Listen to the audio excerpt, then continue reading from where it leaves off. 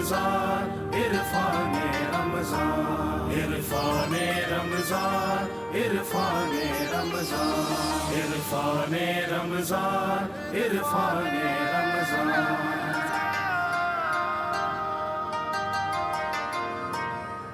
अस्सलाम वालेकुम वरहमतुल्लाहि वबरकातुहू। इरफान रमज़ान में आपका खैर मकदम है और इसी अक़ीदत के साथ, इसी नेक दिली के साथ, तमन्नाओं के साथ कि आज हिकमत रमज़ान से हम बहुत कुछ सीख कर जाएंगे इंशाअल्लाह ताला अज़ीज़।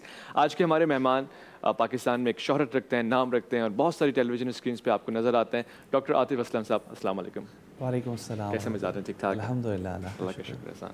आज के हमारे दूसरे मेहमान हमेशा से शफ़क़त फरमाते हैं, हमारे साथ होते हैं, आलिम दीन है और बाअमल प्रैक्टिकल आलिम है, हर मौके पे हक़ के लिए आवाज़ भी उठाते हैं। अल्लामा बाक़िर ज़ैदी साहब, अस्सलाम वालेकुम। अस्सलाम वरहमतुल्लाह। कैसे मिजाज? ठीक ठाक? अल्हम्दुलिल्लाह, आप ठीक है। अखलाक हसना पे आज हमारी बात होगी। सीरत तैयबा में आज हम तैयबा में देखेंगे कि सबसे खूबसूरत बात, बहुत सारी खूबसूरती के मजमे में सबसे ज़्यादा सुनहरी बात हमारी प्रैक्टिकल ज़िंदगी में क्या हो सकती है। हमने साहरी में भी ये गुफ्तगू की है कि आपका सलूक मातहत लोगों के साथ कैसा था, अज़वाज मुतहरात के साथ कैसा था, आम दुश्मनों के साथ कैसा था, दोस्तों के साथ कैसा था।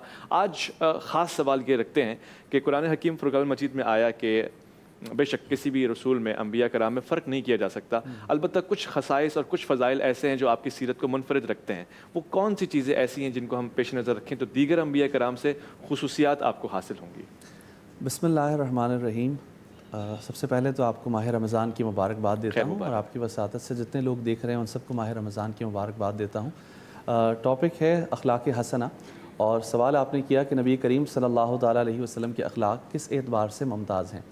देखिए, नबी करीम सल्लल्लाहु ताला अलैहि वसल्लम को अल्लाह तबारक व तआला ने अपना आखिरी पैगम्बर बनाकर मबूस फरमाया और इससे पिछली जितनी भी शरीयतें और अहकाम थे, नबी करीम सल्लल्लाहु ताला अलैहि वसल्लम पर जो इलाही अहकाम हैं उनके सिलसिले की तकमील हुई। नबी करीम सल्लल्लाहु ताला अलैहि वसल्लम को अल्लाह ताला ने बेशुमार औसाफ अता फ़रमाए हैं और हुज़ूर सल्लल्लाहु अलैहि वसल्लम के औसाफ की कोई हद नहीं है, महदूद नहीं किया गया। लेकिन हुज़ूर अलैहिस्सलातु वस्सलाम के जिस वस्फ़ को देखें, उन तमाम औसाफ की अपनी अहमियत है, लेकिन जब बात अखलाक की आती है, खुल्क की आती है, तो ख़ुद अल्लाह तबारक व तआला ने आपको ये सनद अता फ़रमाई कि आपको अखलाक अज़ीम अता फ़रमाई। व इन्नका लअला खुलुक़िन अज़ीम, कि बेशक अल्लाह ताला ने आपको बुलंद अखलाक के, अज़ीम अखलाक के मरतबे पर फ़ाइज़ फ़रमाया। और ये जो सनद अल्लाह तबारक व तआला ने अपनी तमाम मखलूक़ात में नबी करीम सल्लल्लाहु अलैहि वसल्लम को अता फ़रमाई, ये और किसी को नहीं मिली। देखिए, जितने भी अम्बियाए किराम आए तो उनकी जब उनके हालात को देखते हैं, उनकी ज़िंदगी और मामलात को देखते हैं, तो हुज़ूर अलैहिस्सलातु वस्सलाम से हमें मामलात मुख्तलिफ़ नज़र आते हैं, क्योंकि नबी करीम सल्लल्लाहु ताला अलैहि वसल्लम को क़यामत तक के लिए मबूस किया गया और आपकी नबूवत के अंदर तमाम ज़माने शामिल हैं। इसलिए नबी करीम सल्लल्लाहु ताला अलैहि वसल्लम को अखलाक की भी जामियत अता फ़रमाई। हुज़ूर सल्लल्लाहु अलैहि वसल्लम की घरेलू ज़िंदगी पर शायद आप सुबह कलाम कर चुके हैं, तो घर की ज़िंदगी देखें, बाहर की ज़िंदगी देखें। हुज़ूर सल्लल्लाहु अलैहि वसल्लम ने एक फ़ातिह की ज़िंदगी गुजारी। हुज़ूर सल्लल्लाहु अलैहि वसल्लम के उस तर्ज़ अमल को देखें। नबी करीम सल्लल्लाहु अलैहि वसल्लम ने मस्जिद के अंदर लोगों की तरबियत की, उस जहद से हुज़ूर सल्लल्लाहु अलैहि वसल्लम को देखें। तो जिस जहद से भी देखा जाए, नबी करीम सल्लल्लाहु ताला अलैहि वसल्लम के अखलाक जो अल्लाह तबारक व तआला की बारगाह से एक बुलंद तरीन मर्तबा है, उस पर हुज़ूर सल्लल्लाहु अलैहि वसल्लम फ़ाइज़ हैं।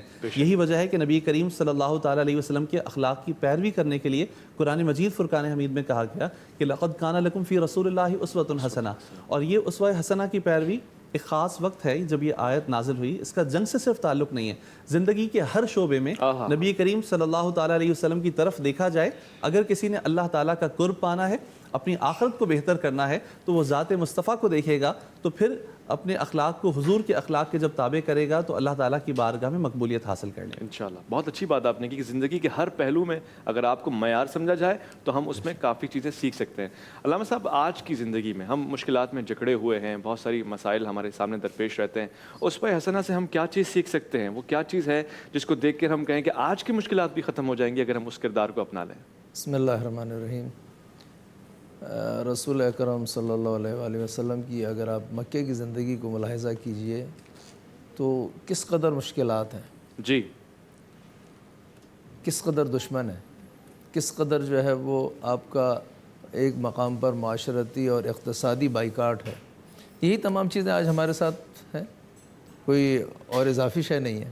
सही कह रहे हैं। ठीक है, अगर हम देखें कि उन्होंने उन हालात में इस्तकामत दिखाई और कुरान करीम में ने भी उन्हें हुक्म दिया था फस्तक़िम, कमा उमिरत। तो आपने वाक़ईन आपके वजूद में जो इस्तकामत है, 13 साल आपने ऐसे लोगों के दरमियान जिनमें शायद तमद्दुन गुज़रा ही नहीं था, ठीक है, ऐसे लोगों के दरमियान के जो अपनी बच्चियों को ज़िंदा दरगोर किया करते थे, जिनको कलाम करने का शायद तरीक़ा नहीं आता था, उनके दरमियान तबलीग की, जो कि एक हमीयत जाहिलिया रखते थे। हमीयत जाहिलिया, ठीक है, तअस्सुब जाहिली। आप देखें कि फ़कत इस तअस्सुब की बुनियाद पर उन्होंने रसूल गिरामी जब सुलह हुदैबिया के वक्त आए हैं उम्रा करने के लिए, उन्होंने उम्रा नहीं करने दिया। हालांकि ज़माने जाहिलियत में भी अगर कोई कातिल भी उम्रा करने आता था उसको रोका नहीं जाता था, लेकिन इन्होंने रोका, रसूल गिरामी ने बर्दाश्त किया, इस्तकामत की। तो आपकी जो इस्तकामत अखलाक़ी है, यानी ये कहाँ से नशत लेती है?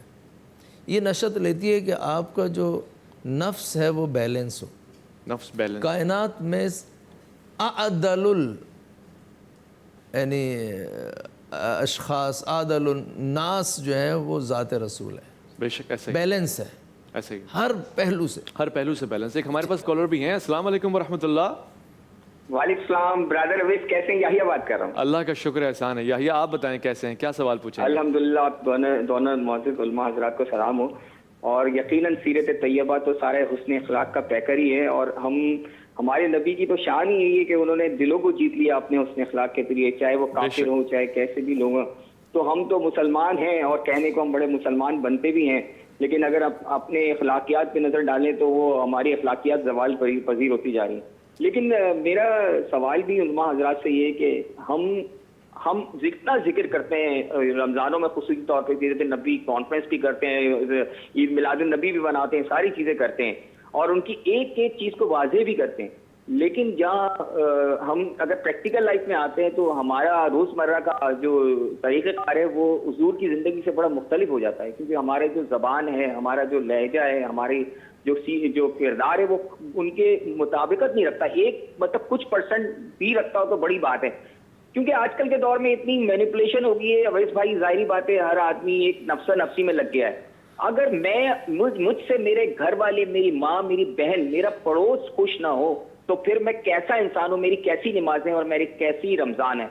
तो आप मुझे जो मेरा सवाल है ना वो ये है कि आजकल के दौर के अंदर आपका सवाल मुझे समझ में आ गया है। बिल्कुल हम उसको फॉलो कैसे फॉलो करें? आपने बहुत खास बात की है। मैं डॉक्टर साहब से ये सवाल लेना चाहूंगा, हम जो कह रहे हैं वो कर ही नहीं रहे, कुरान भी ये कह रहा है, वो कहते क्यों जो कर नहीं सकते?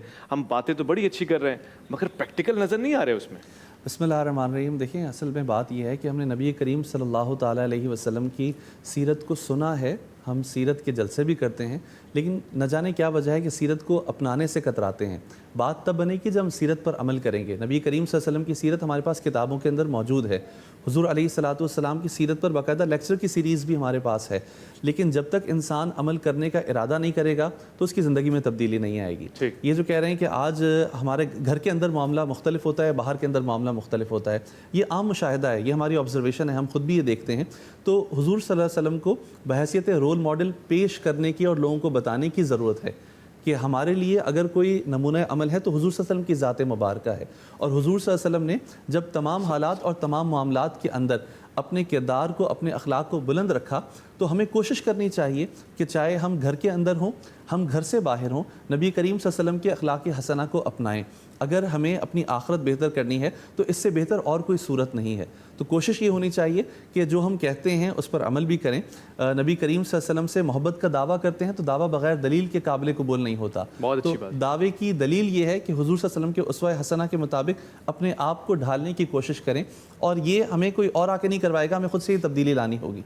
जब हम इरादा कर लेंगे तो इंशाअल्लाह अल्लाह ताला हमारे लिए इस पर अमल करने को आसान फरमा देगा। मुझे इत्तेफाक से एक बात याद आ गई। आज से 4-5 साल पहले एक टेलीविज़न पे मैं एक मजहबी शो होस्ट कर रहा था, उलमा कराम तशरीफ़ रखते थे, तो वो मेरा पहला शो था और उसमें मेरे हाथ में तस्बीह थी।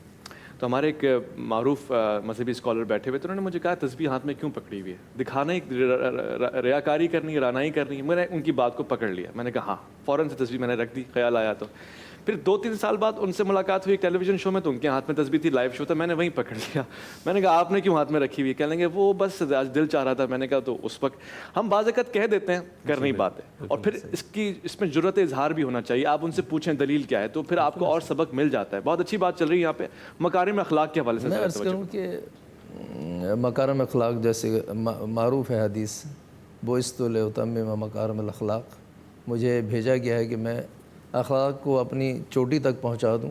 ہم جو چھوٹی چھوٹی باتیں ہیں, کسی ایک بات کو ہی پریکٹیکل کر لیں, حکمرانوں سے لے کر عوام تک یہ مسئلے حل ہو جائیں گے. مثلا رسول گرامی صلی اللہ علیہ وسلم کی جو زندگی ہے مکے کی, آپ دیکھیں وہ باوجود یہ کہ یعنی 40 سال تک ان کے درمیان رہے, ایسے معاشرے میں ان کو صادق اور امین کے عنوان سے پہچانتے تھے.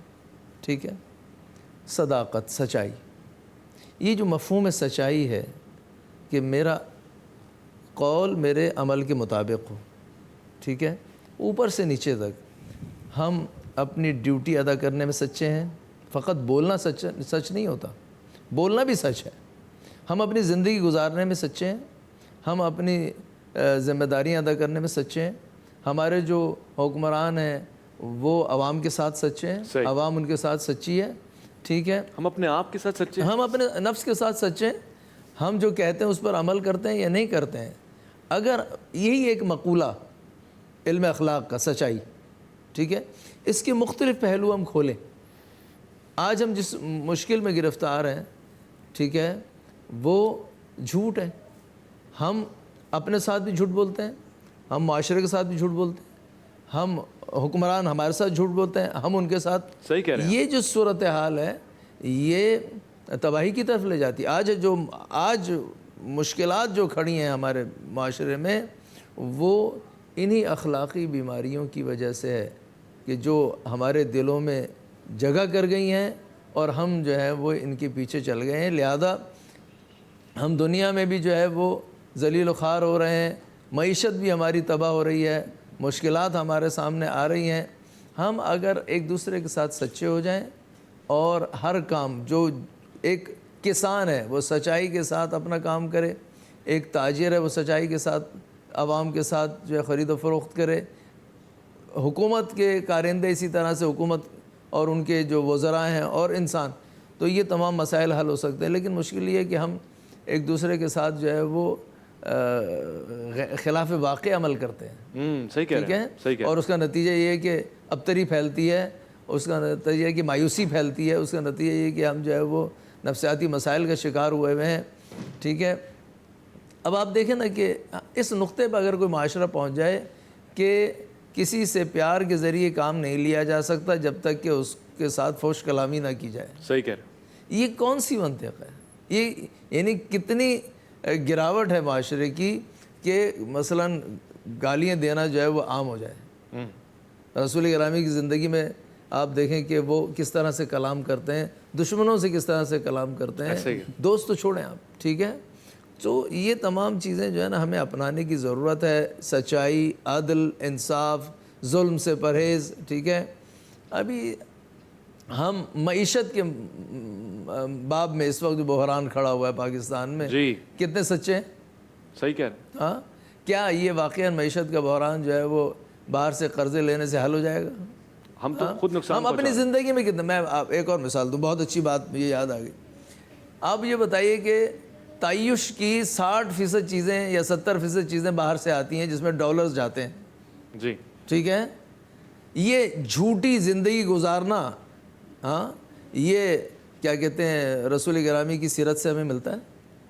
جو ممکنہ وسائل ہیں ہم اس میں زندگی گزاریں, جو ہمارے اپنے وسائل ہیں اس میں زندگی گزاریں.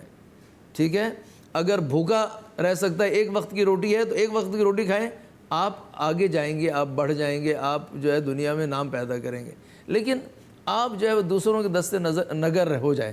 ٹھیک ہے, اور جو وہ بھی آپ دیکھیں کہ وہ جو 60-70% چیزیں باہر سے آتی, وہ کس کلاس کے لوگ استعمال کرتے ہیں پاکستان میں. ایسے یہ ایک کلاس, ایک طبقہ ہے, اور یہ طبقات میرے خیال اخلاق کے اوپر مبنی ہونے تو چاہیے. یہ سب یعنی ایک کیا کہتے ہیں مبہم اور دروغ گوئی پر یہ مبنی زندگی گزارتے ہیں۔ اچھا حضور، ایک سوال یہاں پہ ایک بنتا ہے، یہ جو اخلاق کو حسین بنانے کی بات ہو رہی ہے، میں دونوں سے یہ سوال لینا چاہتا ہوں، کہیں اس میں منافقت کا طرز عمل تو شامل نہیں کہ آپ مسکرا دیں؟ منافق ہو جاتا ہے۔ اچھا، یاد رکھیے، جب بھی میں کسی چیز کا قائل ہوں عقیدتاً، ٹھیک ہے، مثلا میں قائل ہوں کہ دین مجھے کہتا ہے میں سچ بولوں، لیکن میں آہستہ آہستہ جھوٹ بولنا شروع کرتا ہوں، یہ میری منافقت ہے، میرا نفس نفاق کا شکار ہو گیا ہے۔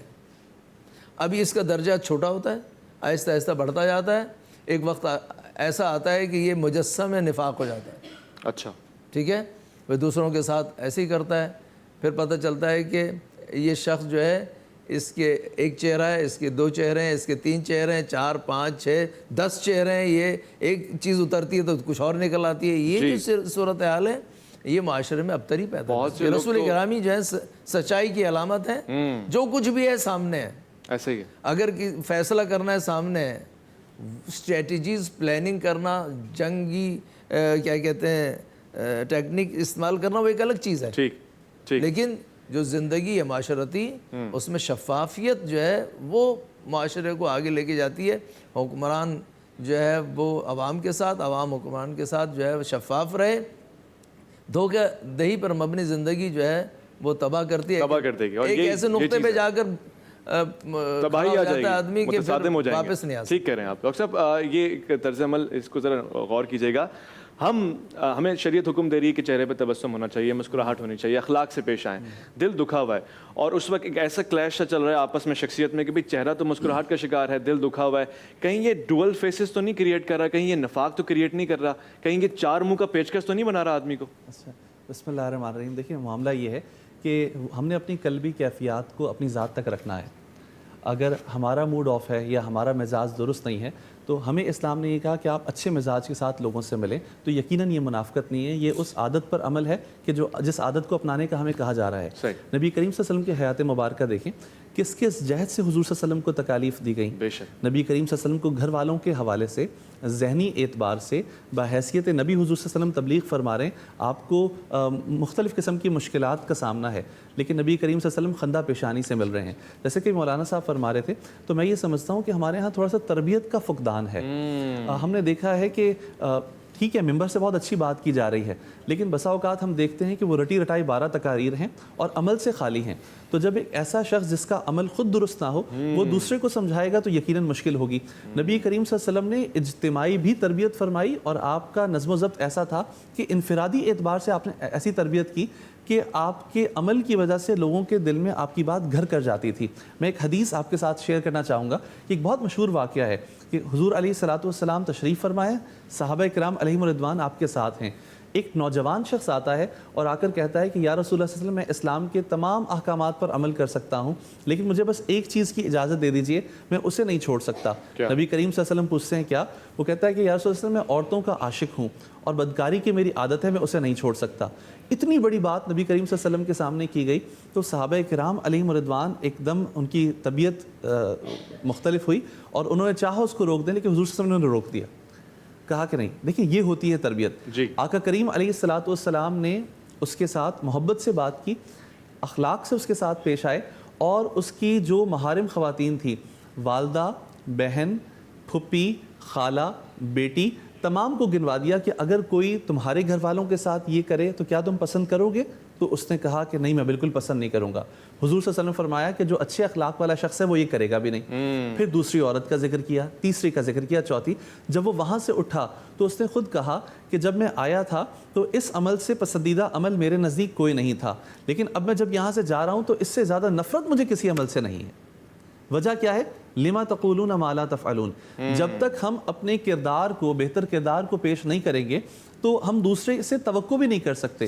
وہ ایک ایڈ آتا ہے نا عام طور پہ، جس پہ دکھاتے ہیں کہ تمباکو نوشی صحت کے لیے مضر ہے، لیکن بچوں کے سامنے نہ کی جائے، اس طریقے سے کہ ہم اگر بچے کے سامنے اس طرح کی حرکتیں کریں گے تو وہ بھی کرے گا، نہیں تو اگر اسے ریئل نہیں ملے گی تو پین منہ میں لے کر شروع ہو جائے گا، یہ اس طرح سے۔ تو ہمیں تربیت پہ زیادہ فوکس کرنا چاہیے، تربیت پہ زور دینا چاہیے۔ بحیثیت استاد میں یہ کہوں گا کہ زندگی کے اندر مختلف فیزز آتے ہیں۔ گرمی بھی ہے، سردی بھی ہے، پروفیشنل جیلسی بھی ہے، ہم جن اداروں میں ہیں وہاں کے اپنے مسائل ہیں، لیکن کوشش کریں کہ ان مسائل کے ساتھ ساتھ جہاں تک ممکن ہو ایک پازیٹیو پکچر لوگوں کے سامنے پیش کریں۔ تھے اخلاق کے حوالے سے کروں کہ بہت اچھی بات ہو گئی کہ تربیت کا لفظ آ گیا۔ ایک ہے تعلیم، جی، ایک ہے تربیت، یہ دو مختلف چیزیں ہیں، ٹھیک ہے۔ تربیت یعنی بیہیویئر سکھانا ہے، اور یہ گھر سے شروع ہوتا ہے، اور اسکول اور مثلاً ایک گھر میں جو ہے ان کا بیہیویئر ایسا ہو کہ جو صدق پر مبنی نہ ہو، تو بچہ جو ہے وہ بچپن سے ہی جھوٹ سیکھے گا، صحیح کہہ رہے ہیں، ٹھیک ہے۔ اسی طرح سے اگر وہ اسکول میں جائے گا، اس کی ٹیچر جو ہے وہ اسٹوڈنٹس کے درمیان فرض کریں فرق کی قائل ہے، ایک کو زیادہ توجہ دیتی دوسرے کو نہیں دیتی، یہ اس بچے کو جس کو توجہ نہیں دے رہی اس کے اندر جو ایک کینہ ہے وہ پروان چڑھے گا، یہ چڑھائے گی، صحیح، ٹھیک ہے۔ تو یہ تمام بہت باریک چیزیں ہیں جن کا جو ہے ہمیں اپنے تعلیمی نظام میں جو ہے اس کا خیال رکھنا چاہیے، وہاں سے پرورش ہوتی ہے۔ جب آدمی جوان ہو جاتا ہے تو اس کی عادتیں مستحکم ہو جاتی ہیں، ان کو تبدیل کرنا مشکل ہو جاتا ہے، ٹھیک ہے۔ تو یہ جو نیچے سے بات اوپر آتی ہے، گھر سے شروع ہوتی ہے۔ مجھے اچھی طرح یاد ہے کہ بچہ ہمارا جب اسکول جانے لگا تو وہ بعض باتیں سیکھ کے آنے لگا، جی، آپ نے بتایا تھا، ہاں، تو یہ اثر کرتا ہے۔ تو یہ جو باتیں ہیں ہمیں اپنے نظام تعلیم میں اس بات کی طرف، صحیح کہہ رہے ہیں آپ، کہتے ہیں کہ جس کی طبیعت خراب ہو اس کے ساتھ گزارا ہو سکتا ہے، جس کی تربیت خراب ہو اس کے ساتھ گزارا نہیں ہو سکتا۔ تربیت بہت خاص پہلو ہے، اور جب آپ کے سامنے ایک معیار ہو تو پھر ہم اس سے کم میں کمپرومائز کریں کیوں؟ معیار کا نام ہے سیرت حسنہ، حضور پاک صلی اللہ علیہ وسلم کی شخصیت ایک ایسا معیار ہے کہ جس کو آج تو عالم اسلام کے علاوہ ازیں لوگ بھی فالو کرنے کی کوشش کر رہے ہیں، تو پھر بحیثیت مسلمان ہم پہ تو ذمہ داریاں بڑھ جاتی ہیں۔ بات حضور کے اخلاق کی ہو رہی ہے، ہم نے ہر پیکر سے دیکھا، ہر زاویے سے دیکھا کہ آپ ماتحت کے ساتھ کیسے برتاؤ کرتے ہیں، سامنے والے کے ساتھ۔ یہ بھی ذرا دیکھنے والی بات ہے کہ جو اہل کتاب ہیں ان کے ساتھ آپ کا برتاؤ کیسا رہا؟ یہود و نصارہ کے ساتھ اگر سامنا ہو جائے تو کیا ان کے ساتھ سختی سے پیش آتے تھے، نرمی سے پیش آتے تھے، کیا طبیعت ہے؟ بسم اللہ الرحمن الرحیم۔ نبی کریم صلی اللہ تعالیٰ علیہ وسلم کی مہربانیاں سب پر تھیں، وما ارسلناک الا رحمۃ للعالمین۔ تو حضور صلی اللہ تعالیٰ علیہ وسلم جب مکہ مکرمہ میں تھے تو حضور صلی اللہ علیہ وسلم کا سامنا زیادہ تر مشرکین مکہ سے تھا۔ جب آپ ہجرت فرما کر مدینہ منورہ تشریف لائے تو مدینہ منورہ میں حضور علیہ الصلاۃ والسلام کا جو معاملات ہیں وہ اہل کتاب یہود و نصارہ سے بھی ہوئے، اور یہی وجہ ہے کہ جب حضور صلی اللہ علیہ وسلم آتے ہیں اور میثاق مدینہ، مدینہ کی ریاست کے استحکام کے لیے جو معاہدہ کرتے ہیں تو اس کے اندر آپ اہل کتاب یہود کو بھی شامل کرتے ہیں، کیونکہ وہ ایک بڑی تعداد میں وہاں پر موجود تھے، ان سے صرف نظر نہیں کیا جا سکتا تھا۔ تو نبی کریم صلی اللہ تعالیٰ علیہ وسلم نے انہیں بھی عزت کا مقام دیا، انہیں اپنے ساتھ بٹھایا، نبی کریم صلی اللہ علیہ وسلم نے ان کے ساتھ معاملات کیے، یہاں تک کہ بعض صحابہ کرام علیہم رضوان کو اگر ان کی طرف سے تکلیف پہنچی تو حضور صلی اللہ علیہ وسلم خود اس تکلیف کو رفع کرنے کے لیے اپنے منصب کو چھوڑ کر وہاں سے اٹھتے ہیں اور جاتے ہیں۔ ایک صحابی کا معاملہ ہے، نجی معاملہ تھا، وہ لے کر آئے کہ یا رسول اللہ علیہ وسلم ایک یہودی سے قرضہ لیا تھا اور وہ وقت سے پہلے مجھے تنگ کرنا شروع کر دیا ہے۔ نبی کریم صلی اللہ علیہ وسلم نے کہا میری طرف سے جا کے اسے پیغام دو کہ جو وقت مقرر ہے اس پر اسے رقم ادا کر دی جائے گی۔ وہ نہیں مانا۔ حضور صلی اللہ علیہ وسلم نے کہا کہ اگلی دفعہ جب وہ صحابی آئے تو حضور میں خود چلتا ہوں وہاں پر۔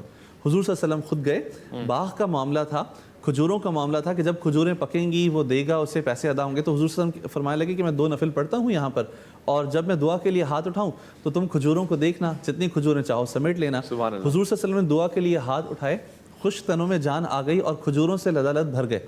وہ صحابی جمع کرتے رہے یہاں تک کہ اتنا جمع کر لیا کہ اس کا ایک حصہ ادا کر کے ان کا باقی تمام جو مہینے ہیں وہ گزر جائیں گے اور اس سے قرض بھی ادا ہو جائے گا۔ تو حضور صلی اللہ علیہ وسلم نے اس انداز سے معاملات رکھے اہل کتاب کے ساتھ۔ نجران کے عیسائیوں کا واقعہ بہت مشہور ہے، جب وہ آئے بڑی تعداد میں تھے، انہوں نے رکنے کے لیے اپنے معاملات اور اپنی جو ان کے نزدیک عبادت تھی اس کے لیے وقت مانگا، کہ جگہ مانگی، تو حضور صلی اللہ علیہ وسلم نے مسجد نبوی کا ایک کونا مختص کر دیا۔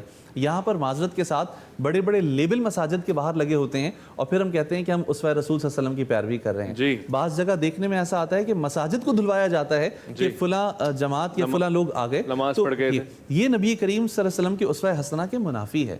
نبی کریم صلی اللہ علیہ وسلم نے کبھی اپنے یعنی عقیدے کا، حضور صلی اللہ علیہ وسلم کی ذات کا یہاں تک کہ اللہ رب العزت کی ذات کا بھی انکار کرنے والے کو اس لیے ناپسند نہیں کیا کہ وہ یہ کرتا ہے، اسے سمجھایا ہے، اسے پاس بٹھایا ہے، اسے سینے سے لگایا ہے، یہاں تک کہ ایک جنازے کو دیکھ کر حضور صلی اللہ علیہ وسلم کھڑے ہوئے تو پوچھا گیا یا رسول اللہ صلی اللہ علیہ وسلم یہ جنازہ تو یہودی کا ہے، تو آپ نے فرمایا کیا وہ ذی روح نہیں ہے؟ کیا وہ انسان نہیں ہے؟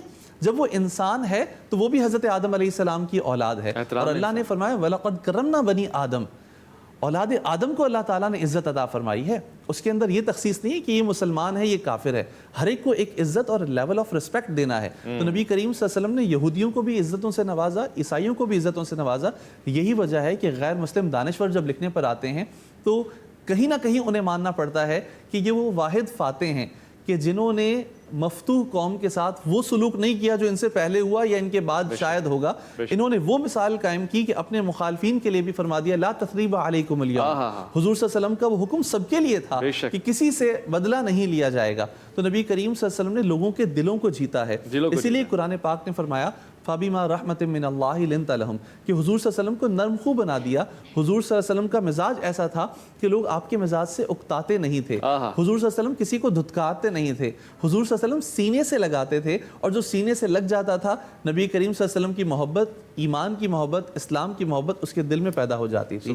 خود قرآن پاک نے یہ کہا کہ جو مشترکات ہیں ان کی طرف آپ اہل کتاب کو دعوت دیں، یعنی انہیں دعوت دینے کا حکم ہے۔ جب دعوت دیں گے انہیں ساتھ بٹھائیں گے، ان کے ساتھ معاملات کریں گے، یہ شریعت ہمیں اس کی اجازت دیتی ہے، تبھی وہ ہمیں دیکھ کر قریب آئیں گے۔ لیکن افسوس ہے کسی نے لکھا کہ جب میں مغرب میں گیا تو وہاں پر مجھے اسلامی اقدار تو نظر آئی، مسلمان نظر نہیں آئے، اور یہاں لیکن جب یہاں آئے مسلمان نظر آئے، ہاں لیکن اسلامی اقدار نظر نہیں آئی۔ تو ان اقدار کو ہمیں فروغ دینا ہے۔ دیکھیں کمی میرے اندر بھی ہے، کمی ہم سب میں کہیں نہ کہیں ہوتی ہے، ہم سب کا ایک ماضی ہوتا ہے، ایک حال ہوتا ہے، ایک مستقبل ہوگا، لیکن ہمیں اپنی ذات کی اصلاح کرنی ہے، ہمیں لوگوں کی اصلاح کرنی ہے، اور سیرت کا پیغام ان تک پہنچانا ہے کہ نبی کریم صلی اللہ تعالیٰ علیہ وسلم نے محبت سب کو دی ہے۔ نبی کریم صلی اللہ علیہ وسلم کی محبت، آپ کا اخلاق سب کے لیے تھا۔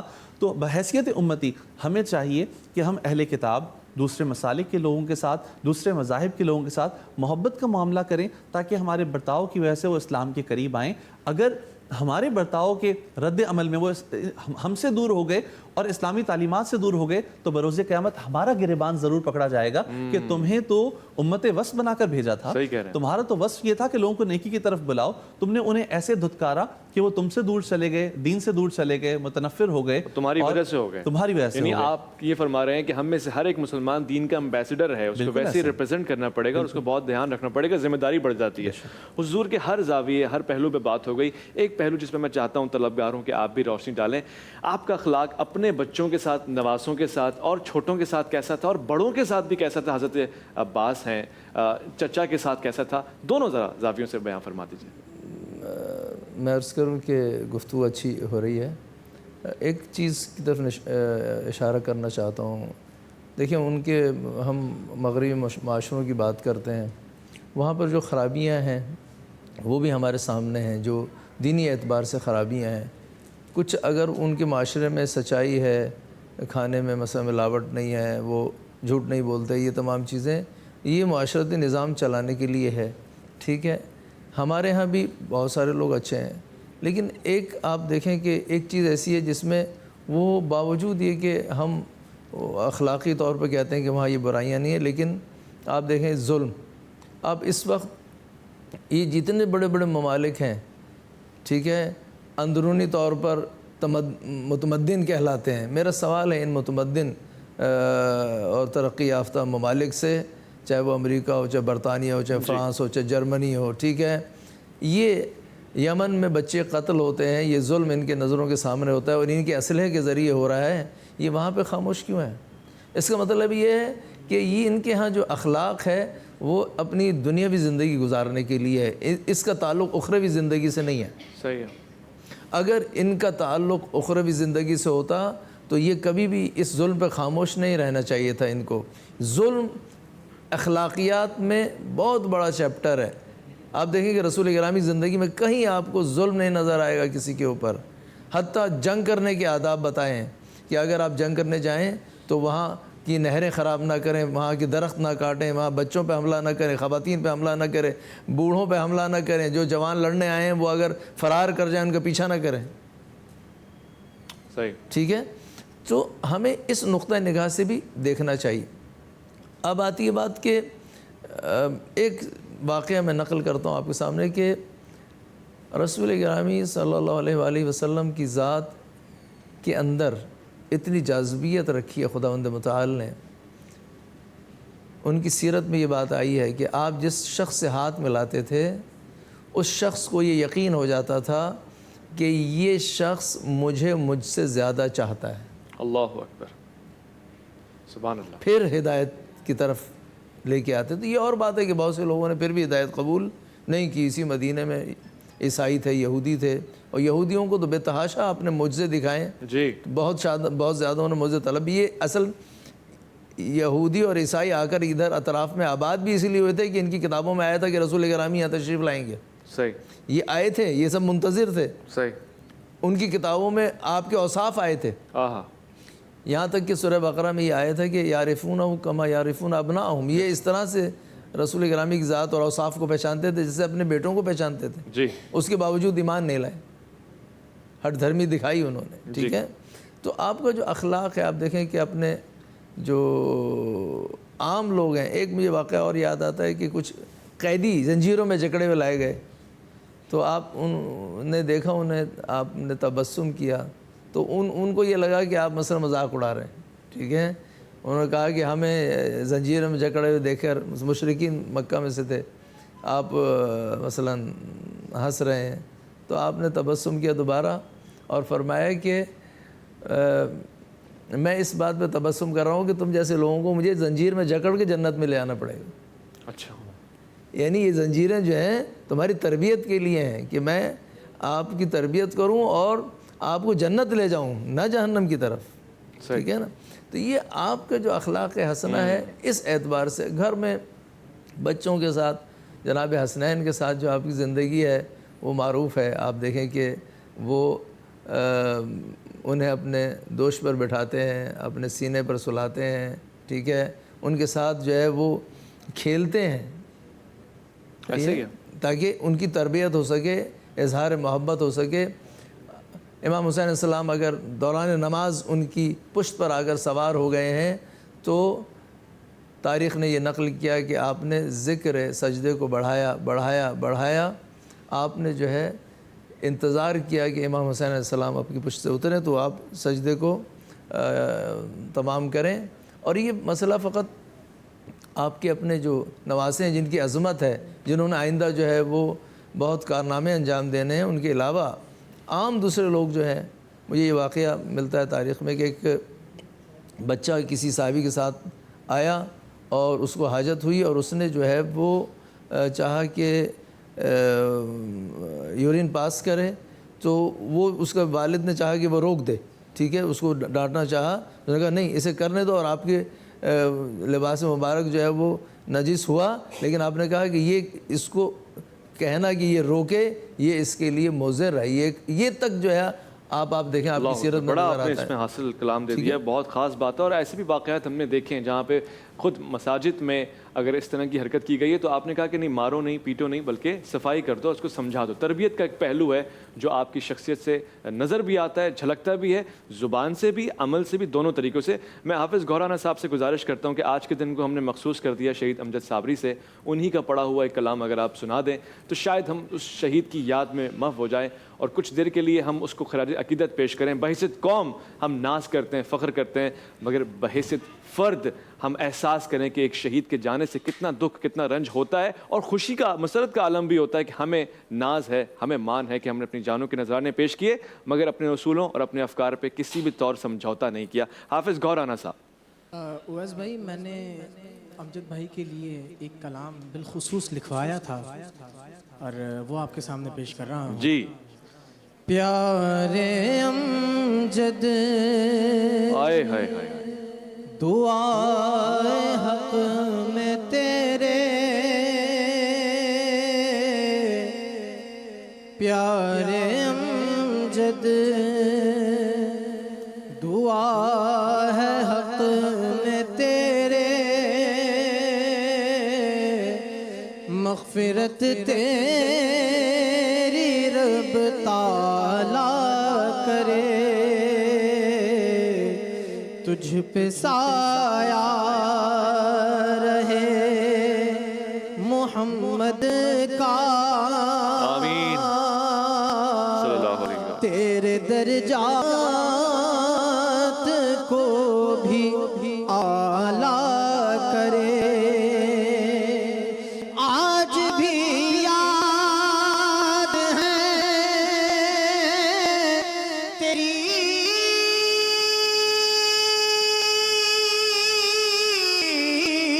باتیں، تیری یادوں سے نم ہوئی آنکھیں.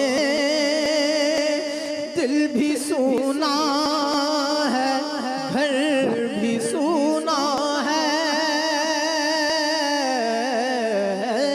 دل بھی سونا ہے، گھر بھی سونا ہے. بن تیرے کیسے ہم گزارا کریں. پیارے امجد دعا ہے حق میں تیرے، مغفرت تیری رب تعالیٰ کرے. نوری نور ہو